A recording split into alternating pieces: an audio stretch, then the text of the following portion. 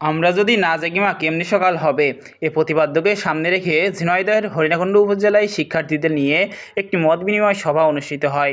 বৃহস্পতিবার বিকেলে সালাই বেগম মহিলা ডিগ্রি কলেজের সম্মেলন কক্ষে বৈষম্য বিরোধী ছাত্র আন্দোলন হরিণাকুণ্ডু উপজেলা শাখার আয়োজনে মত বিনিময় সভা অনুষ্ঠিত হয়েছে। এ সময় বিভিন্ন বিদ্যালয়ের শিক্ষার্থী ও বৈষম্য বিরোধী ছাত্র আন্দোলনকারীরা উপস্থিত ছিলেন।